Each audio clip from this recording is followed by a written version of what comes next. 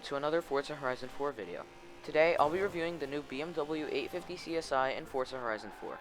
So right before we get started, please, if you like my content and you want to support me, the best way to do that is to like my videos or even subscribe. So yeah, thank you for taking the time to watch this video, and let's begin. So now I'll tell you guys how today's video will be structured. I'll start with basic info on the car like price, obtainability, class, and stock performance.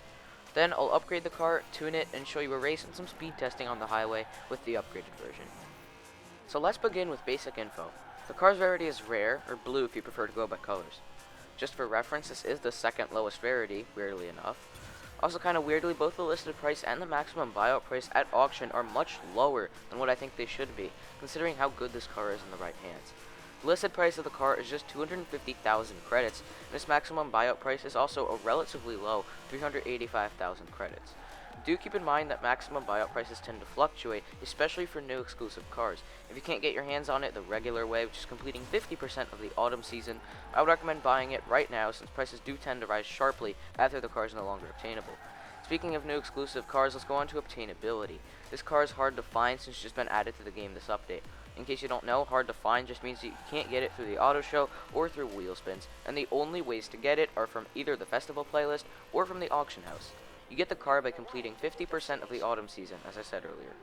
On stock performance, it really doesn't stand out from most other B-class cars. It's got decent speed, acceleration, and launch for its class, but its handling bone stock is absolute garbage, and its braking could definitely use major improvement. That said, the trashy handling is kind of warranted. The 850CSi is a very large and heavy car, especially when it isn't upgraded, so it's only natural for it to have pretty bad performance in turns. Now let's move on to the fun part of the video: upgrading, tuning, and testing the car.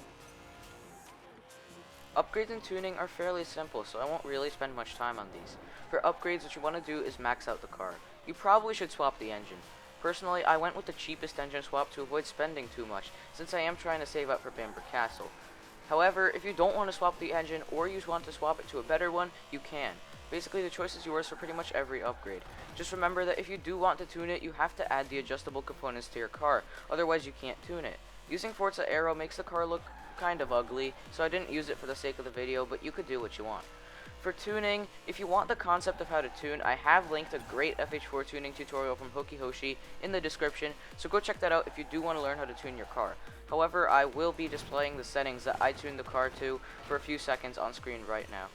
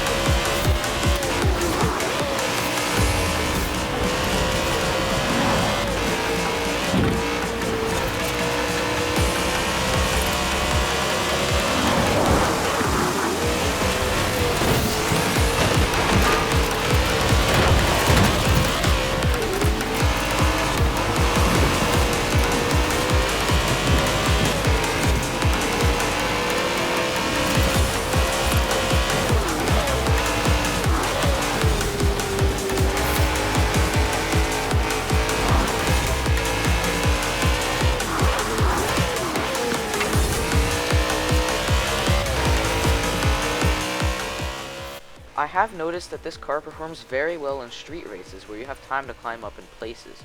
The 850 CSI makes it very easy to overtake when you do finally catch up to the person in front of you, despite not turning all that well. I also noticed that the 850 CSI takes turns at a significantly lower speed than most other cars you'll be racing against. However, it makes up for this with great acceleration and grip out of corners, that is, if you go into them right, and exceptionally smooth braking.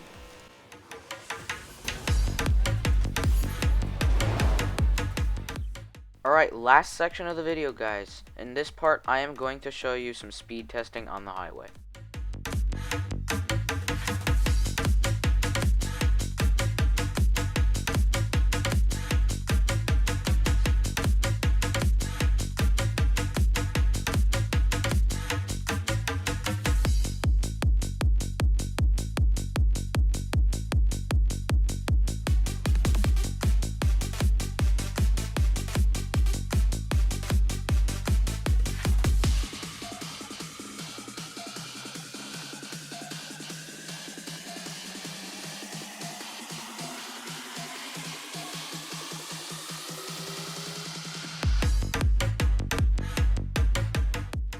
In the tuning menu, it told us our top speed was 250 miles an hour. That's probably true, but it's completely unrealistic to get to that kind of speed on the highway, like especially with traffic and taking into account lowered acceleration at high speeds. So it seems the highest speed that we would really be able to attain would be 230 miles an hour.